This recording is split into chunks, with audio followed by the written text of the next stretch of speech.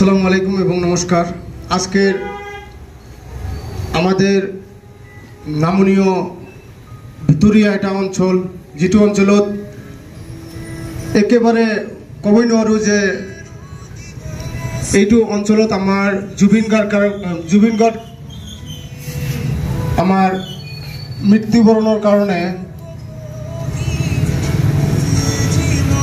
মানে আমাৰ জলেশ্বৰৰ ইমান ধুনীয়া এটা মানে কলার মানুষ ওলাইছে, ধুনীয়া ইমান আর্টিস্ট এটা ওলাইছে যে বিশ্ববাসী আজি দেখাই আছে যে ই মানে কিমান এটা ভাল পোৱা বা অনুৰাগী আছিল।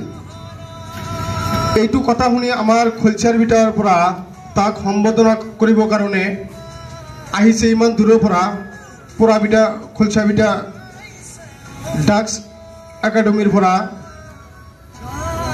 জাহাঙ্গীৰ আলম আজাদে আজি যিয়ে এই চিত্ৰ অঙ্কন কৰেছে তাক সম্বোধনা কৰিব আহিছে ইমান দূৰৰ পৰা। তে তাক অনেক অনেক ধন্যবাদ, ইমান দূৰৰ পৰা আহিছে আপুনি। আমার এইটো চিত্র যিয়ে মানে ইমান ধুনীয়া একটা চিত্র অঙ্কন করেছে, এইটো আমার এইটো দাদা প্রিন্স বুলি কয় আমার দাদাক। আজি সম্বোধনা কৰিব ডাক্স একাডেমিৰ পৰা জাহাঙ্গীৰ আলম আজাদে।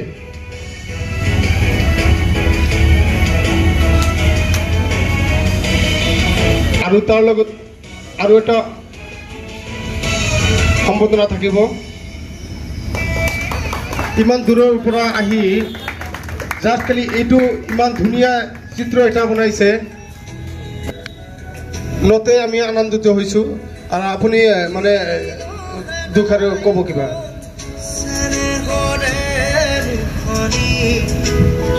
নমস্কার, আসসালামু আলাইকুম। আজি আমি এই জলেশ্বরত ফ্যান, বহুত ডাঙর ফ্যান।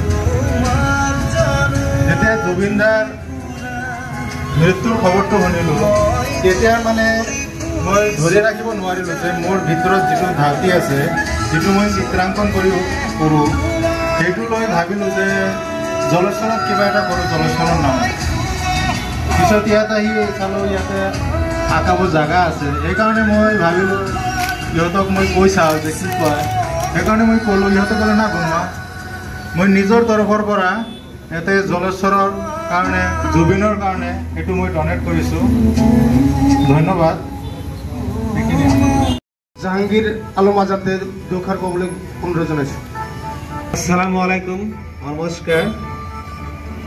আজি মই প্ৰথমে ইয়াত যিসকল শ্ৰদ্ধাৰ ৰাইজ ভাই ককাইসকল আছে সিহঁতক মই প্ৰথমে আমাৰ ডাক্স একাডেমিৰ পৰিয়ালৰ তৰফৰ পৰা অশেষ অশেষ ধন্যবাদ জ্ঞাপন কৰিছোঁ।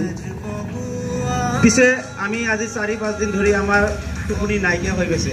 আমি এজন তেখেতৰ অনুৰাগী, মানে ৰাতি টোপনি নাই।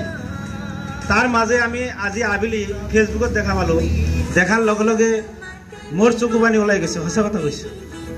মানে এনেকুৱা এটা আৰ্টিষ্ট আমাৰ ইফালে যে আছে মই ভাবিব পৰা নাছিলোঁ, সঁচাকৈ। মই তেখেতক কি দি মই সন্তুষ্ট কৰিম, মই সন্তুষ্ট কৰিব নোৱাৰিম। জাষ্ট মই এইখিনি ক'ব বিচাৰিছোঁ, তুমি ডাঙৰ হোৱা। আমাৰ এই জুবিন গাৰ্গ যিটো দাদা আছে, এই দাদাৰ কাৰণে তুমি যিটো ডনেট কৰিছা, মই শুনা পালোঁ তুমি ডনেট কৰিছা। তোমাক মই নমস্কাৰ জনাইছোঁ, সঁচা কথা চালাম জনাইছোঁ। তুমি আৰু ডাঙৰ মানুহ হোৱা। তুমিও এই জুবিন গাৰ্গৰ নিচিনা আমাৰ বিশ্বৰ দৰবাৰত যাতে জিলিকি উঠা। আৰু এই আমাৰ সমূহ অসমবাসীক মই মানে আহ্বান কৰিছোঁ যে আমাৰ এই মহান গ্ৰেটমেন, নক্ষত্ৰ তৰা, যুৱ প্ৰজন্মৰ হাৰ্ট থ্ৰব আমাৰ জুবিন গাৰ্গ গোটেই পৃথিৱীত আজি বিয়পি পৰিছে। গোটেই পৃথিৱীৰ মানুহ আজি চিনাকি হৈছে। আজি অসমখন ক'ত সেইটো চিনাকি কৰি দিছে আমাৰ এই জুবিন দাই। সেয়ে মোৰ এটা কথা সদায় মনত থাকে, আৰু সেইটো কথা ইয়াত লিখি থৈছে, যিটো কথাৰ কাৰণে মোৰ হাৰ্ট টাচিং কৰিছে। যে এটা কথা কওঁ যে মোৰ কোনো জাতি নাই, মোৰ কোনো ধৰ্ম নাই, মই মুক্ত।